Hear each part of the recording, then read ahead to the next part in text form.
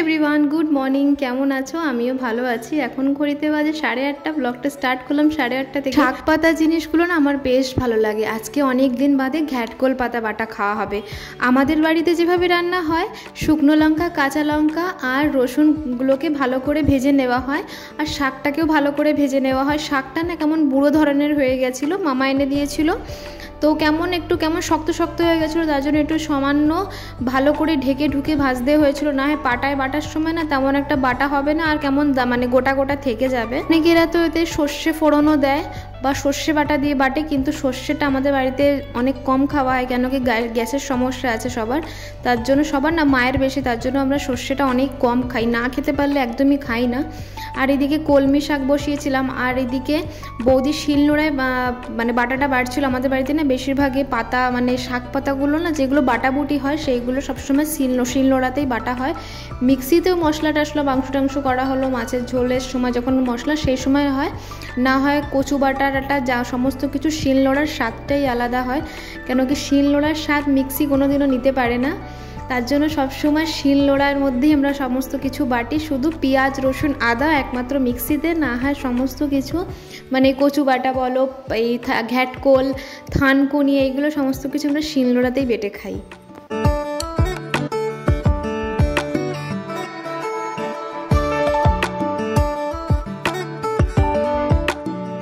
বেশি করে রুই মাছ এনে রেখেছিলাম, আর রুই মাছটা এত বড় রুই মাছটা ছিল, 2.5 কিলোর মাছ ছিল, তো একটু বেশি করেই নিয়েছিলাম, তার জন্য 3 পিসই আর আছে। 3 পিসই আজকে আলু আর পটল দিয়ে ঝোল খাওয়া হবে। আমাদের বাড়িতে না সবসময় পাতলা ঝোল খাওয়া হয়, মশলাপাতি অনেক কম, মানে না খেতে পারলে তেমন একটা খাওয়া হয় না।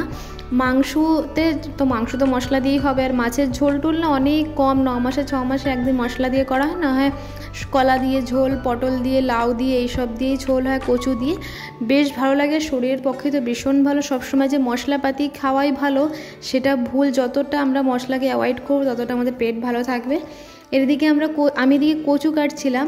আমি আজকে একটু কচু দিয়ে আলু দিয়ে একটু শুকনো শুকনো করে তরকারি করব রুটির সাথে খাওয়ার জন্য, ভীষণ ভালো লাগে আমার।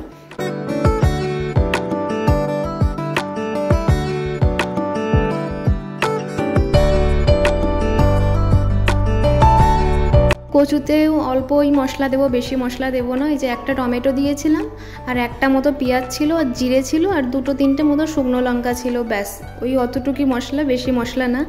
মশলা না খেয়ে না এখন মানে সহ্য হয় না, মশলা খেতে পারি না। খেতে পারি তা বলে অতিরিক্ত মশলা না, যে সারাদিন মশলা দিয়েই খাবার খাচ্ছি 2-3 বেলা, তেমন একটা মশলা খাওয়া হয়, অল্প পরিমাণে মশলাই আমাদের খাওয়া হয়।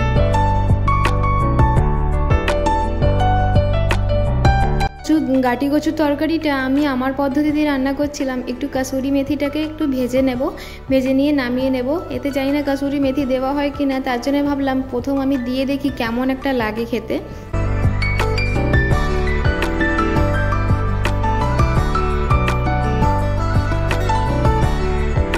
সবাই খেয়েছে, সবারই বেশ ভালো লেগেছে। এর মানে কাসুরি মেথি গাটি কচুতে চলবে, খারাপ লাগেনি, ভীষণ ভালো লাগছিল। রুটির সাথে বেশ ঝাল ঝাল হয়েছিল, খেতে দারুণ লাগছিল। বাইরে থাকতাম, মানে সব তো ওখানে নন বেঙ্গলিরা থাকে, ওরা না গাটি কচুর তরকারি এত সুন্দর করে, বেসিক্যালি আমার তো ভীষণ পছন্দ। ওরা না হিং ব্যবহার করে, জোয়ান ব্যবহার করে, আর কচুগুলো একদম গোটা গোটা থাকে, এত সুন্দর লাগে না ওদের ওই তরকারিটা, আমার ভীষণ ভালো লাগতো।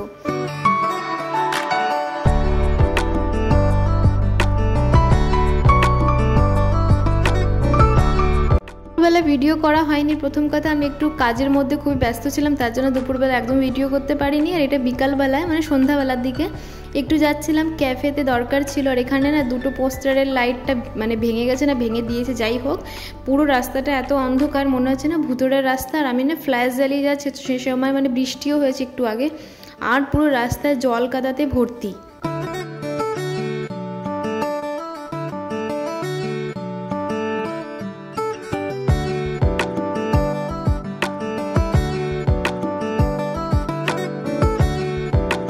কাজ মিটে গেছে, এসেছিলাম এটিএমে টাকা তুলতে, আর পুজোর জন্য কিছু ফুল নিচ্ছিলাম। এই না হলুদ গোলাপ আর পিঙ্ক কালারের গোলাপগুলো আমার যে কী ভালো লাগে, ভীষণ ভালো লাগে। আর এই আমুলের একটা চিজ নিয়েছিলাম, বড় নিইনি, ছোটোই নিয়েছি, কেন বাড়িতে না তেমন একটা কেউ খায় না, একমাত্র আমিই খাই। মাকে আর বৌদিকে দিয়ে দেখবো, যদি ভালো খায় তাহলে আবার পরে এক সময় নেওয়া হবে। আর বাড়ি যাওয়ার সময় একটু এখান থেকে পেঁয়াজি নিয়েছিলাম। আমার এই দোকানের পেঁয়াজিগুলো না ভীষণ ভালো লাগে, বাড়িতে রান্না করলে জানি না কেন আমার ভালোই লাগে না। আর রাত্রিরে 9টা নাগাদ চলে আসলাম রান্নাঘরে, রুটি করবো, যে গাটি কচু সকালবেলায় করে রেখে দিয়েছিলাম, সকালবেলায় তরকারি করে রেখে দিই। রাতের বেলায় না ঝামেলা আর ভালো লাগে না, কেন কি ঝটপট করে রুটি করো, আর তরকারি যদি করা থাকে তাহলে আর তো কোনো কথাই লাগে না, ঝটপট করে খেয়ে নাও।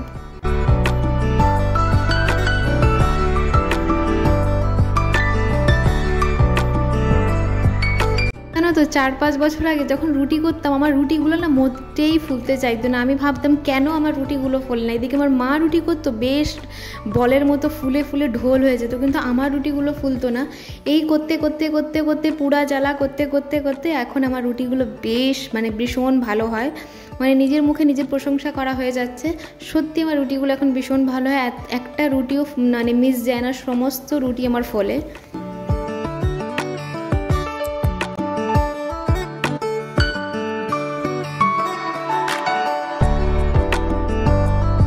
এদিকে আমার রুটি করাও হয়ে গেছে। আজকে সারা দিনটা এইভাবেই টুকটাকভাবে গেছে।